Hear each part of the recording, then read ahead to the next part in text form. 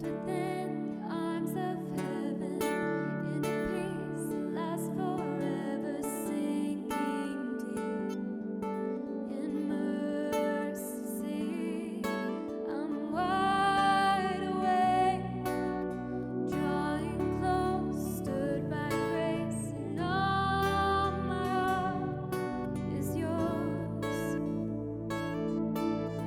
fear removed, I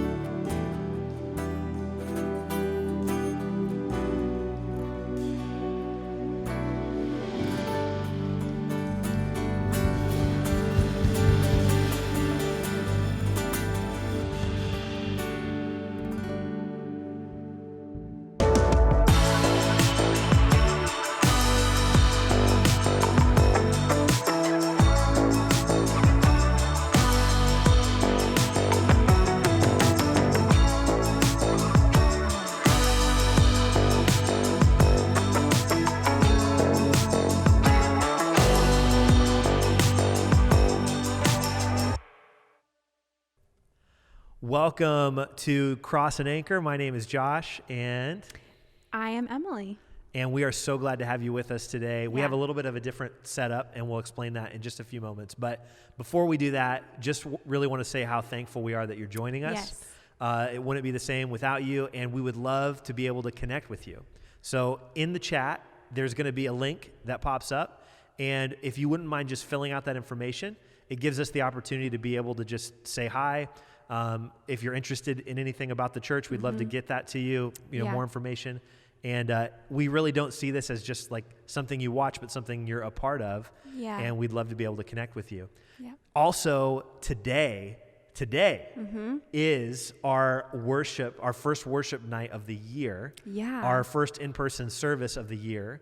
It's going to be tonight at 7 o'clock at the Garden Theater in Detroit. And we have Andy Rozier, who is the lead singer of Vertical Worship, who's going to be joining us. Which is awesome. And it's also the last day of our 21 days of prayer and fasting. So what better way to finish up this prayer and fasting than a worship night? So I'm really excited about that part. Totally. So it's free, of course, but we do need you to register. So the link is in the chat, and just let us know you're coming. There is children's ministry available as well if you're interested in bringing your kids, and we're going to be practicing safety protocols and all of that stuff, and we would love to have you join us. Won't be the same without you.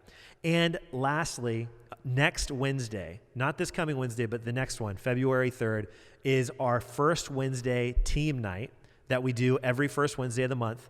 And we have a very special guest with us, all the way from Washington, Brandon Stewart, who leads a ministry called Leading Second. Yeah. He also heads up a really amazing conference called Team Church Conference, and he is a leadership guru.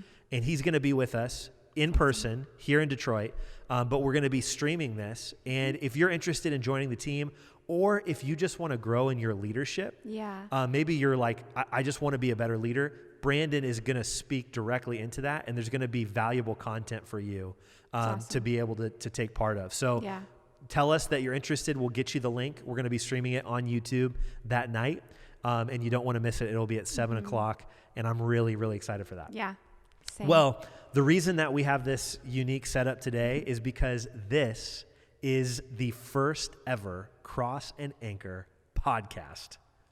Woo! Yeah, you can actually clap. I was.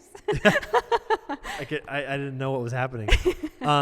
But we are now filming and recording the first ever podcast, and we've been waiting for this for such a long time. Yeah, this came to light because of someone in our church, Sam Golda. Her and her husband are just such a dear part of our church family.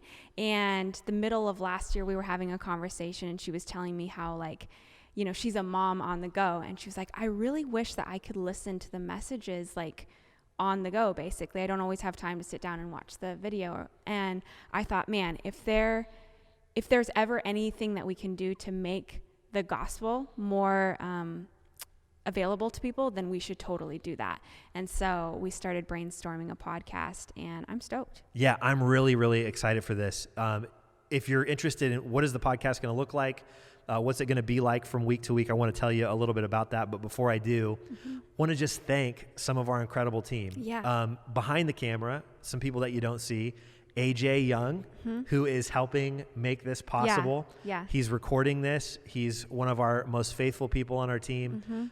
Really makes things happen from week to week, and we're so thankful for him. Yeah. In fact, he was the one who made the announcements that we were starting a podcast on Vision Sunday. It was awesome. And that was really fun when we were here recording it. I think it took him 25 takes. Oh, so mean, bird. But it was really fun.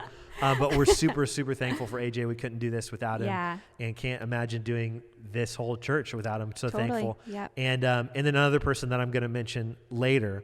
A lot of podcasts that I listen to, they'll start off with like an advertisement or a sponsor that's making the podcast possible. Well, we don't have a sponsor. The sponsor for Cross and Anchor podcast is the Lord. You and the Lord. It's the generosity of God's people. Yeah. But we were given a really tremendous opportunity to be able to raise funds for our church. Yeah. And this was something that we didn't anticipate being selected for, but a church planting organization gave us this opportunity. And through it, we're able to advance the mission of our church. Yeah. And so before we get into everything today, I Yeah. just want to let you know about this. And if you're interested, it would help us move forward with what we're called to do. Hi, church family and extended family. My name is Taylor Wysanka, and I'm a part of the Cross and Anchor team. As we reflect on our past year, it's been amazing to see how our community has come together. You know what our church is about. You know we're here to serve our city and this world, and you saw last week we were able to do just that. We were able to give $10,000 to Tribes Church launching in March, and we believe it's going to have an amazing impact for the kingdom. We're also passionate about our city, and we know that small businesses have been hit really hard by the pandemic. At the end of this past year, we were able to give $5,000 to Gathering Coffee Company here in Detroit, and we want to continue this generosity. Today, we are so excited to announce a 30-day opportunity where we can be a blessing and be generous. You can help raise $15,000 to support this mission. Of course, this isn't something to replace our giving, but a way to go above and beyond. We're partnering with Express Feedback for Good. The goal is that through this, we'll be able to generate up to $15,000 for our church. Express Feedback for Good is really awesome and totally free. It's a way that we can be a blessing. It's very simple. With just one click of a button, you'll select Cross and Anchor Church, and every time you share a brand opinion, we're able to raise funds. This is totally safe and secure, and your name is not being sold to a list. So join me and thousands of other supporters in this unique opportunity to make a difference. If we can get 120 people to do this in 30 days, we will reach our goal. But we can also go beyond that. So we need everyone's participation. And in addition, for each person who does this, you get a coffee on us from the Gathering Coffee Company right here in Detroit to continue to support them. This is going to be amazing. Thank you so much for your time and your support.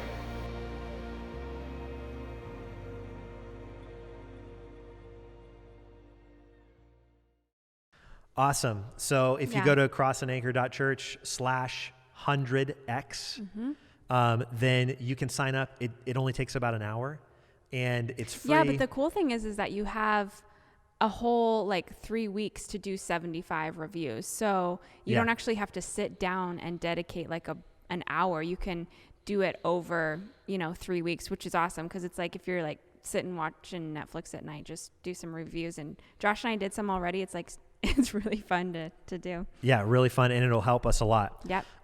So here's the deal. Because this is our first week, I wanted to just kind of explain a little bit of what this podcast is going to look like. Yeah. And how it will go from week to week. And if you are new to this, we'd love it if you hit subscribe. We're on iTunes, we're on Spotify.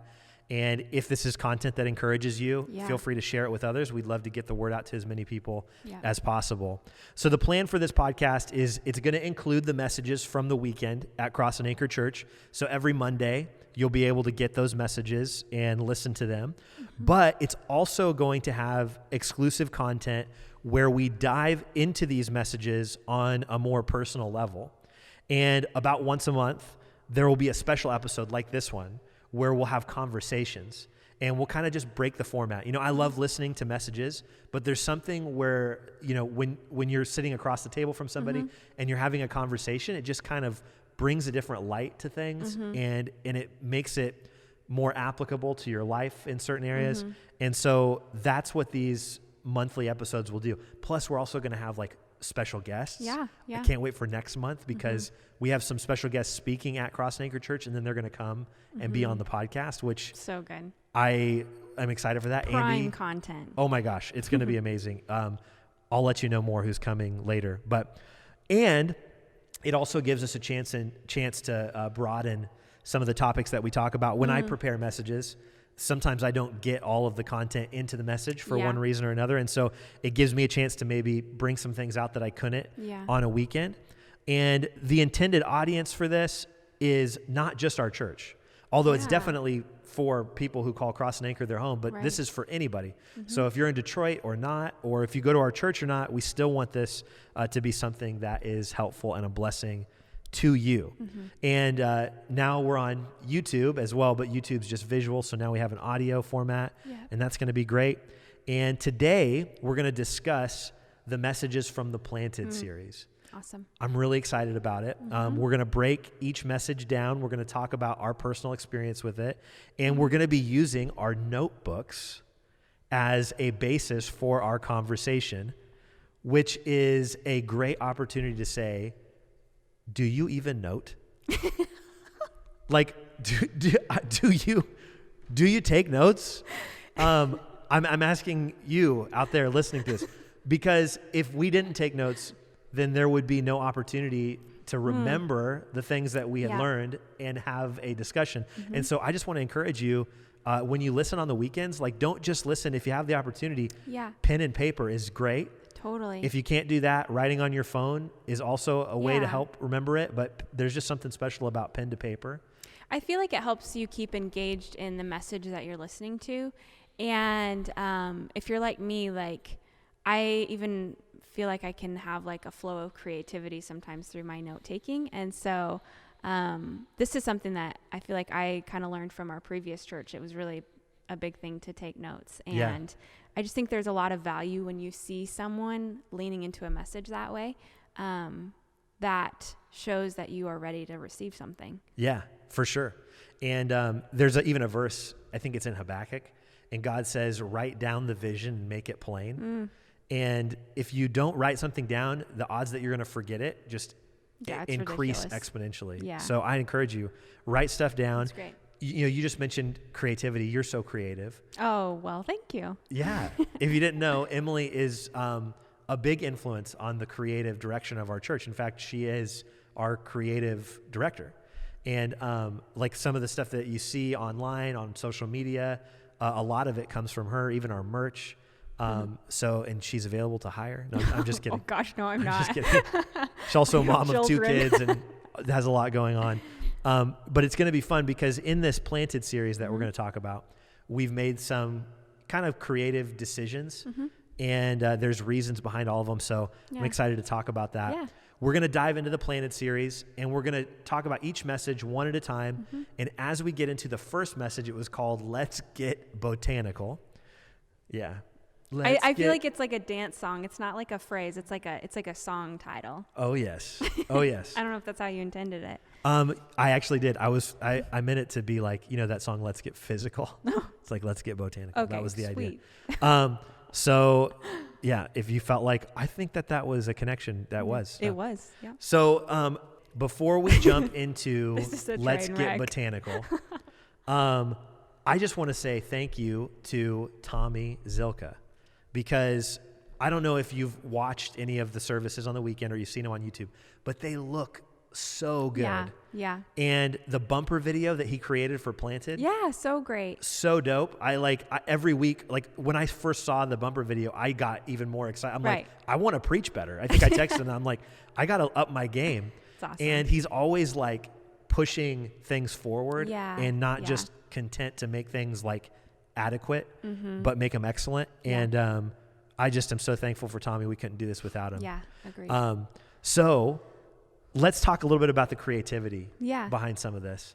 When we decided on Planted, a lot of times when I'm planning out like the creative direction for a series, I'll ask Josh, hey, do you have any sort of like direction for me, whether it's a color or like a visual or just like any direction is super helpful in creativity. And he was like, I see the color yellow. And I was like, all right, so we're going bright colors, which I kind of tend to design in neutrals, but I was like, all right, I can like get outside of this comfort zone. And I also knew that I wanted to like do something with like plants, obviously. And so the plants that you see in the Planted design, I took that picture on my iPhone at our offices in New Center right here in Detroit. I laid on my back and I like shot up into like this plant that they had in the offices, and it was ridiculous. I was really glad no one was around. And then I kind of went from there with just some of the design stuff. And then we started to really get into the idea of colors, and it's really fun working with Tommy because I'm able to like kind of tell him some things that I'm thinking, and then we can just make it happen, which is awesome. So all of our backgrounds were like super colorful, and we felt like yellow, green, blue, red. These were all colors of life, vibrance, abundance, things that you would think when you think of plants that are alive and growing. And so we just really kind of ran with the very colorful theme, and And it's been really cool. Yeah, it turned out really great. Like when we started talking about Planted, I don't know why this doesn't happen all the time, but sometimes when we come to a series or we're thinking about an initiative or something we're doing for our church, like I'll have a picture in my mind that just kind of comes. And for Planted, it was yellow. I was like, I just felt like, I don't know why, but and that first weekend we were able to incorporate that yellow color for our Vision Sunday. If you haven't seen that. It's kind of funny because I had this kind of like teal picture in my mind, but when we got here, like we didn't have a plan to use teal. And then the guy who was working at the studio where we recorded it, he's like, well, what about this? And then Tommy's like, I love it. And it ended up looking how I had kind of like seen it in my mind. So it's just fun. I enjoy being able to embrace the creative side of what we do as a church. But let's get into the Bible side. Yeah, people are here for that. They want to hear about our craziness. Yeah. Psalm 92:13 is the theme verse for this whole series.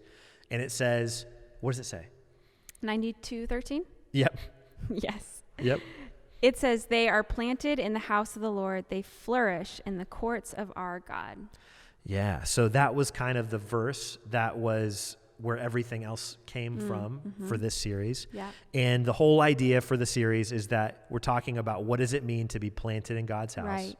What are the benefits to being planted in God's house? And what are you missing out on if you're not planted in God's house? Which we're going to talk a little bit more about later today. But some of the benefits we talked about is that you're in a soil that's conducive to growth. And that soil is saturated with water, which is the Word of God. And it's also shared with other plants. Yeah. And the better the ecosystem is, the better it is for everyone. So the idea is that we want to be a church, we want to be a community where we all benefit and grow from each other. We all challenge each other. That's good. And we're stronger together than we are apart. Right. And so that's kind of what we talked about in that first week. That's really cool. Yeah, one of those things that we kind of mentioned, or I think we talked about this briefly, is we often tell people that are single in our church, like, hey, be planted in the house, because what better place to find someone than when you're just like plowing the field in God's plowing the field. Plowing the field, okay, well, but anyways, but like, it's a great place to find someone in the house of the Lord. And so we actually met at church, and Josh was serving at a church in Montana. And how many years ago was this now? Way back in the day. Probably almost 10 years ago. Oh, wow. Okay. Well, I kind of didn't mean that, but I do mean that now. That was way back in the day. But yeah, he was serving at a church in Montana. He was a campus pastor there. And I was there just for a summer working at a Bible camp. And my brother and his wife were going to the church that Josh was the campus pastor at. And I remember, we share this story at our wedding, but I remember walking into the campus on my first day there, and he was on stage doing announcements. And we sat down first or second row, and I saw him, and I was like listening to the announcements, and I was like, this is a really cool church. Like, I haven't been in a place like this. And then he was talking, and he mentioned that he was like a pastor. And my thought was, wow, I have never, I'm like so embarrassed to share this. I've never seen a pastor without a ring on his finger. Now I was literally just thinking that, but I guess I noticed that for a reason. And we started talking after that, and we served together, and we got married at that church. And it was just so maybe why don't you speak to that? Like, cause I know being planted in the house of God, being planted in a church was kind of a journey for you. Yeah. With some of your background and your experience with church. And then it's cool. Like, we got to meet in church, and then we got to like, grow together and all Yeah, that stuff. But yeah. maybe talk about some of your experience about getting planted in God's house. Yeah, so I mean, I grew up in church. I grew up in a Christian family, but it wasn't a big thing that you like served, and that like it was like a really big part of your life to be a part of a church family. And this church in Montana, Fresh Life, was like the first place that I went that there was such a value put on like being planted in God's house and like having community with other believers and serving and tithing and all of these things. And it just really awakened something in me. It awakened something in me, a love for God's house.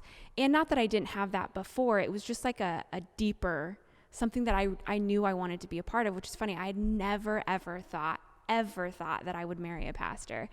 And, but it was cool because that journey with that love for God's house came before I even knew that Josh and I would ever get married. So like I moved to Montana because I was there for a summer, then I moved back to my home state, and Josh and I started talking, but I was already planning on moving back to Montana and being a part of this church, whether we started dating or not. Like it was just something that I was like, I'm willing to move to this place, not have a job, not have a house, not know anyone, because I love this community and I believe in it. So I just really started to grow and flourish there. So this verse rings really true for me. That's awesome. What a great story. I think that there's a lot of people who they want to have a relationship with Jesus, but they don't want to have a relationship with his church. And you really just can't do it. Like it's impossible to follow Jesus on your own. You know, you need to be in a community, and we're going to talk more about that, but I love your story of getting planted in God's house. And, and I would just say to that person, if I can, like that is like wants to have a relationship with Jesus, but not with his church. I get it. Like it's a makeup of people. But like, this is the bride of Christ that like Jesus came to die for. And it's so special to him, even how messed up it is. And not that we shouldn't like strive for so many things within the church, but I would just encourage you, like, be in the right community, but know that like this is so valuable to God, and it's going to be really valuable to you. And but I know it can be hard for some people to have those two things be a conflict. Sure. And we'll talk about that more later today too. There's actually a fourth part to this Planted series that we're gonna bonus round. It's real short, but I hope that it helps you. Yeah. That we're gonna get into today. So that was Let's Get Botanical. I love it. And now we're gonna jump into part 2, which was talking about generosity is our privilege. And generosity and like red kind of go together in my mind for some reason. I don't know. Maybe it's just because I have some weird disease, but. Gosh, I don't think so. Okay. But we talked about generosity and we really dove into it. Didn't shy away from some things that might be hard to swallow, but are really, really important. What were your thoughts about that message? Yeah. I mean, talking about giving, tithing, generosity is always challenging for me. I'm the kind of person that just generally likes to stay away from controversial things. So, I'm really thankful that, babe, that you are really faithful to God's word and you're willing to talk about things that are not easy to hear. So, thank you. But something that I thought about in this generosity talk or, message was just that generosity and giving, it grows you. And this is the whole like idea of what we've been talking about, growing, planted, root system, all those kind of things. But giving grows you because it opens your eyes to things outside of yourself. When you're giving to something that doesn't like apply to yourself or help yourself directly, you become more aware of things outside of your own bubble, which I think is so healthy because we can really tend to get into our own bubble. And so, I really believe like generosity and giving grows you. And I'll be completely honest with you. Tithing was not a spiritual discipline that came easily to me, that I knew much about. Not until Josh and I got married, actually, that I just happened to marry the most this is funny, faithful flosser I have ever known. Okay, Josh literally flosses like 3 times a day. And I'm like, dude, what is happening right now? I get stuff stuck in my teeth all the time. Like, he starts to literally freak out if he can't floss. And I'm like, I flossed maybe 3 months ago. It's like really bad. So most faithful flosser, but also better than that, a really faithful tither, which was really cool because he was already like using this spiritual muscle before we even got married, which, like, side note to any single people, like, work on your spiritual disciplines before you're even with someone. Like, don't just put those into place because you want to impress someone. That's like, that doesn't do anything. So, but he was a faithful tither. And to be honest, there was times in the early part of our marriage, I would get paid and he'd be like, all right, like, did we tithe off of that? And I was like, well, I don't really want to be honest. And sometimes it was a stretch. And sometimes I would say, babe, like, you just do it. I can't do it with joy right now. I just can't. Like, this is just such a weird thing for me. And then I just started to see God work in our life and provide for us above and beyond, and just the blessing that came from giving. And it's just started to now where I'm like, hey, did we tithe on that? And we're keeping each other accountable. So yeah, it grows you for sure. For sure. Yeah. I think that tithing is not, there's so many misconceptions about it. And we talked about it in the message. God isn't trying to get something from you, but he has something for you. Right. And I think that one of the things that God's trying to give to you or make sure that you're not involved in is he's really trying to keep your heart from greed. Oh, yeah, that's good. And when you hold on to all of your resources with a closed fist, then you actually limit the ability for your life to impact people and to grow. And you kind of like shrink. Your life gets smaller when you're not generous. And so part of what God's trying to do with tithing is like, hey, I don't want your money to have your heart. And so when you give to God's kingdom, it keeps your money from being like having this death grip on your heart. Yeah. And helping you remember what it's really all about. So yeah, tithing can be controversial, but it really is something that is necessary.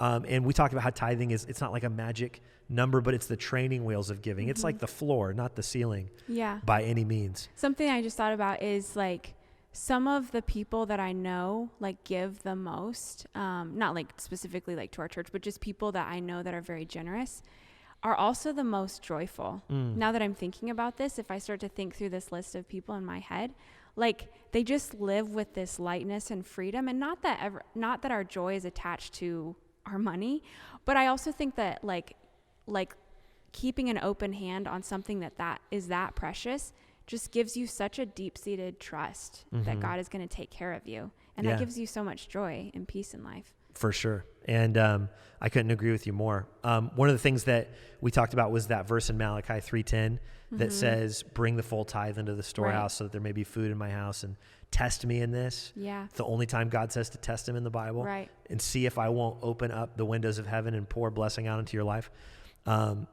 We're only robbing really from ourselves and from God when we don't tithe, but or don't give and being generous. But I love how the Bible talks about a storehouse, like, and kind of uses I'm so sorry. How? This is fun. This is real life, guys. It's no biggie. Can you just mute it on your computer? Yeah. I think that works. Sweet. Or not. I saw this happen on CNN the other day. Someone was like doing like a Zoom call, and the person being interviewed like could not get their Zoom thing to turn off, and it was like so awkward. But It's fine. It's real life. We're all good. Okay, so the devil's trying to get people to not tithe. I guess we could chalk it up to that, or just turn your phone off. Either way. Okay, back to it. Okay, so Malachi 3:10, we talked about that verse, and the comparison to the storehouse, like bring your tithe to the storehouse. I think it's real interesting because in Genesis, there's a famine in the land, and Joseph is the prince of Egypt, and all the people bring their grain to him, and it makes this storehouse so that when they have the famine, when there was plenty, people were bringing the grain to him. Then when they have the famine, they had this built up extra capacity to be able to help people. And I think that that's such a great analogy for what tithing can do, because when we all give, it helps us to be able to be generous and to bless people who are in need.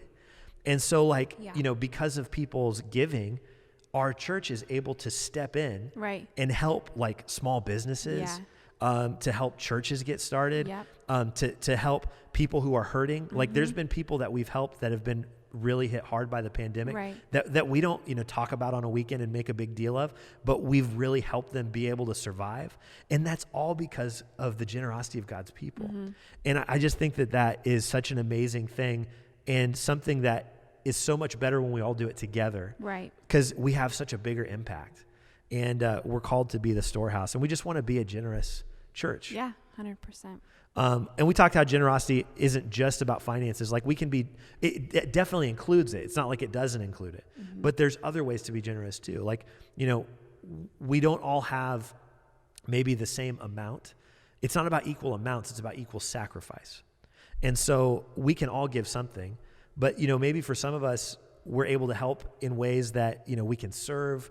We can be a part of leading a small group. We can be a part of making sure other people in the church are feeling connected and taken care of.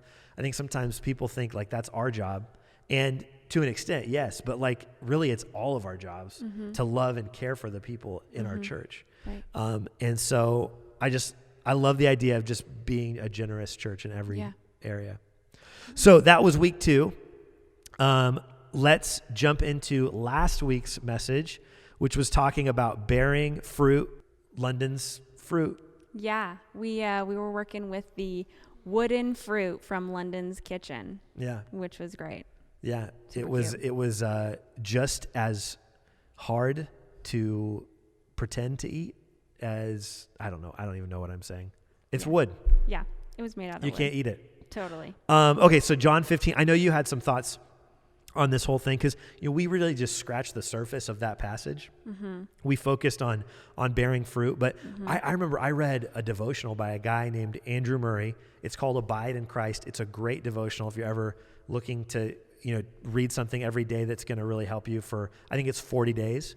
He spends 40 days going through John 15. So like there's so much in that passage, and we just scratched the surface, but I know you had some thoughts about it. Yeah, this one was really about being connected to the vine, that is Jesus. And a couple of things that came to my mind. So in John 15:11, let me just pull over here. It says, "Every branch in me that does not bear fruit, he takes away, and every branch that does bear fruit, he prunes that it may bear more fruit." What I thought was interesting when Josh was talking about this is that, like, if you don't bear fruit, that's just a must to being a Christian. Like, you must bear fruit if you're connected to the vine. That's like just a natural outcome. So if you don't bear fruit, like that, you have to. But it was interesting because it's either that or every branch that does bear fruit, he prunes that it may bear more fruit, which is interesting because pruning is basically a cutting away of something, and which is not like awesome. Pruning is never awesome. So it's just interesting to me that in order for us to bear fruit, which is part of being a vital and necessary part of being a Christian, it means that there will be a cutting away. There will be difficulty. There will be hardship. Like that's like how you get to the point where you bear fruit.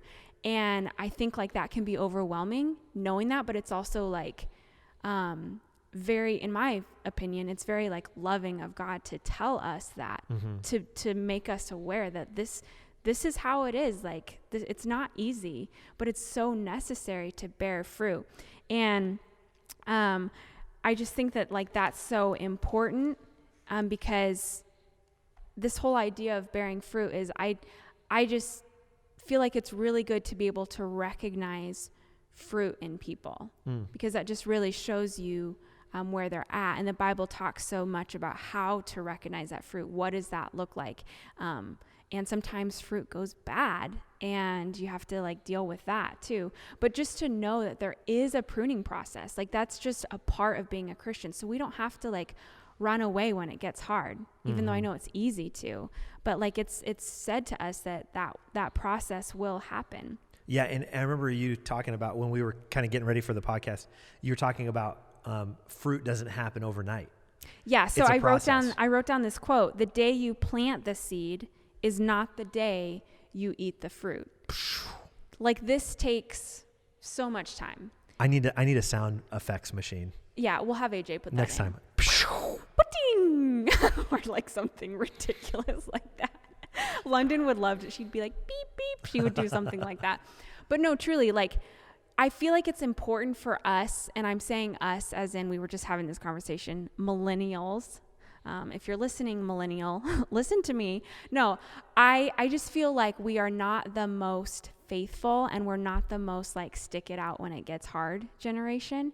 And this tells us, though, like when a seed goes into the ground, it has to die, and then it starts to grow. And once you do start to grow, then you get pruned. So this is a whole process of like, there's a lot of killing and dying and difficulty, but it's the process that God has for us. And I think there's just such value in us sticking it out when it's hard. Like part of being rooted and planted is if you're going to be planted in a church, like you got to give it some time. You got to allow the seed to die and it to grow. And when I was little, we had a garden when I was little, and I had this like bad habit. I didn't understand obviously like how seeds and plants worked, and we would plant stuff, and then the next day I would like go and dig it up and make sure like, is it working? Is it growing? And my parents would be like, no, it takes a lot more time than that. But I was like always out there with my spoon, like, did anything happen? But like, we're kind of like that sometimes. I feel like as people, we're like, why is this not happening right now? And I am so guilty of this. So I just feel like this idea of bearing fruit and that this takes time, like allow yourself to have time to get rooted and planted in your local church. It's a good word. Because you just can't expect it overnight. It's good. And your church is growing too. Yeah. And we need you a part of that process to make it better. That's good. You know, that segues perfectly into what is technically the last mini message in the Planted series. I have a little bit of a message on faithfulness. It's not very long at all. I think it's just a few minutes, but it's going to kind of close out this series. Awesome. And then next week, we're going to start a brand new series, which in some ways is kind of like a continuation of this, because we've also been talking a little bit about our core values and our identity as a church. And we're really going to focus on that next month with some guest speakers coming in. Amazing. That I am so excited about. It's going to be awesome. And then at the end of next month, we'll be able to have another opportunity like this to talk about the messages. But go ahead and check this out. And this is going to end out this podcast for today.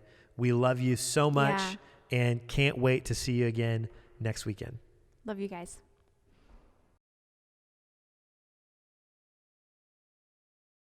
But I did want to close by talking about faithfulness. Faithfulness. Next week, we're going to cover John 15, and it talks about abide in my love. Abide in me, Jesus says, and you'll bear much fruit. But that word abide means to stay. It means to stick.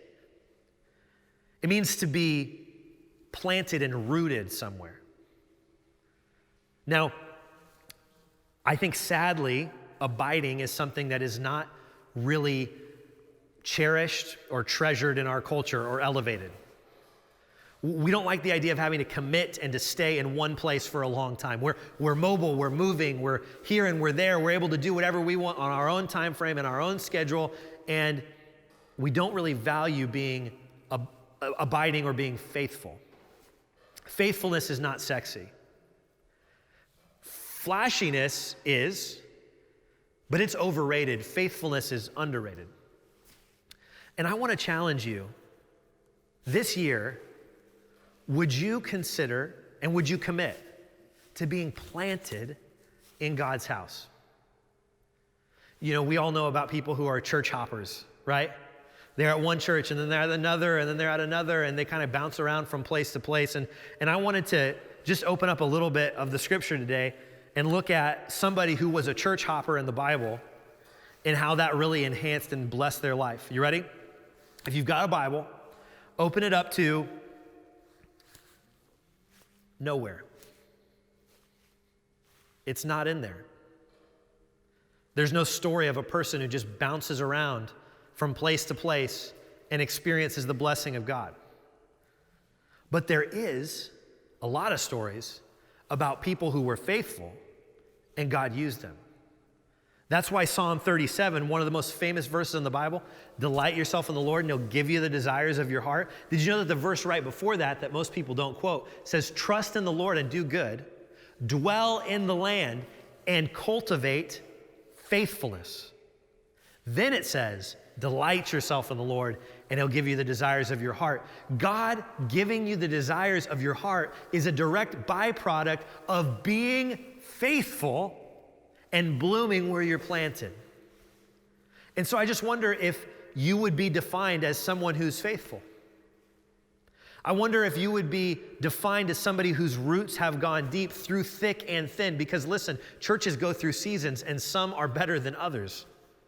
But a faithful person is a person who's going to get to see the fruit on the other side. And so, are you faithful? I think if I was to be honest and kind of explain why some people don't stay plugged in, or they move around and they hop around from place to place, if I was to try to not embellish, but just accurately describe why some people don't do that, I think there would be a few things. One, and I hope that this makes sense. I'm not trying to hurt you, I'm trying to help you. One is they're afraid of being hurt. Listen, church hurt's real. I've experienced church hurt. I know what it's like. I've been in leadership and ministry for a long time, and I'm not immune to being hurt by the church.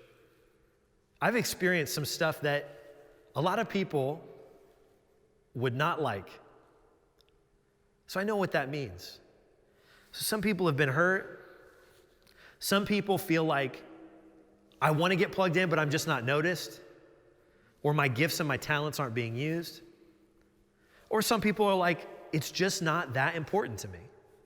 Like, it's important, but it's not that important. Like, I can kind of bounce around and be around from place to place. So let me just briefly say, if you've been hurt, I'm sorry. That sucks. But listen, Jesus didn't hurt you. People did, and maybe they were bearing his name. But Jesus is not going to do that to you. And it's not worth removing yourself for the rest of your life from something that can really be a blessing to you because somebody hurt you. And in fact, you can use that experience to make sure that other people don't receive treatment like that in the future. So don't just jettison yourself from something that can be really incredible because of one bad experience. Jesus didn't say, follow my people. He said, follow me. And so you need to commit to say, it's more important for me to be obedient to God and plug into a church and risk being vulnerable and honest and sometimes maybe even being hurt than it is for me to completely remove and isolate myself from that. Jesus knows exactly what it's like to be betrayed, to be hurt, to trust someone and have them ultimately come against you. And he can relate with you. So tell him what you're feeling, but don't let that keep you out of being planted. Secondly, maybe you feel like your gifts and talents aren't being used or you're not being noticed. Listen, I'm just going to say this, and I'm not really the kind of guy who's like over the top and angry about stuff, but I'm just going to level with you. You're being selfish. You're being selfish. I love you, but church is not about you. Church is about God, ultimately. And then church is about God using us to help others. And so don't leave somewhere because your gifts and talents are not being used. There's always a place for you to be used. Always. It may not be the place that you thought, but there's always a place for you to be used. And yes, find somewhere where you can plug in and find somewhere where God can use the gifts that he's given you. But it's not about your gifts being used. It's about God being glorified and other people being blessed through that. So don't make this, church is not about us, right? Church is about others. So don't bail because, I hear pastors say all the time, somebody comes up, just use me, pastor, just use me. And then a few months later, you know what? I'm leaving because I just feel like I'm being used. We're servants of the King. We serve him and we serve each other. So don't leave for that reason. This is a team effort. And lastly, maybe just church isn't that important to you. It's peripheral, it's not central. Maybe you're like, I love Jesus, but I don't love the church. Well, can I just tell you that you're not like Jesus then? Because Jesus gave up his life for the church. Jesus died for the church. Jesus loves the church. And so the person who loves Jesus but doesn't love the church doesn't exist in the Bible. When you fall in love with God, you fall in love with his bride. And yes, there's going to be hard times, and it's not always going to work out, and there's going to be difficulties, and people are people. Nobody's perfect. If you find a perfect church, don't go there because it won't be perfect anymore. There isn't a perfect church. Jesus is the only perfect one, and he's working inside of all of us to make us better. But listen, you can't love Jesus and not love the church. It's like going up to me and saying, hey, Josh, I really love you, but I don't like Emily. Emily's a part of me. We're a package deal. Jesus gave his entire life for the church. And so let's not berate the church. Let's not belittle the church. Let's not criticize the church. Let's call the church to its highest calling. Let's love the church in spite of its imperfection, because that's what Jesus did with us. Did Jesus say, you know what, you're not really living up to the standard I would like for you to? Peace. I'm out of here. No, Jesus said, I'm going to lay down my life and serve you because I love you. And through that love, am going to make you into the person I want you to become. And we need to have that kind of attitude with the church. It's not perfect, but it's not going to get any better by you leaving it or by you criticizing it.